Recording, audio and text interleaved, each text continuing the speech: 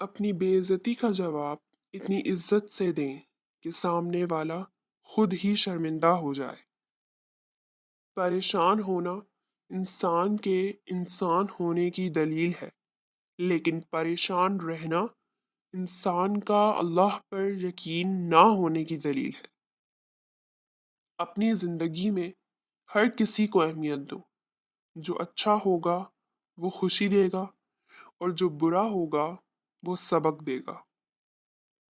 نصیب کی تختی کوئی نہیں پڑھ سکتا، اس کی لکھائی تو تب ہی سمجھ آتی ہے جب لکھا ہوا پورا ہونے کو ہوتا ہے۔ سب سے بہتر لقمہ وہ ہے جو اپنی محنت کی کمائی سے حاصل کیا جائے۔ اخلاق ایک دکان ہے اور زبان اس کا تالا ہے۔ تالا کھلتا ہے تو پتہ چلتا ہے دکان سونے کی ہے یا کوئلے کی۔ اپنے آپ کو عزت دو گے تو دوسرے آپ کا احترام کریں گے۔ مشکلات میں گھبرانا نہیں چاہیے، ستارے ہمیشہ اندھیرے میں ہی چمکتے ہیں۔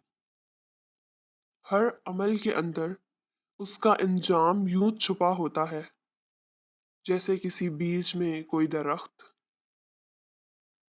انسان نے آسمانوں کے راستے تلاش کیے ہیں، لیکن اسے دل کا راستہ نہیں ملا۔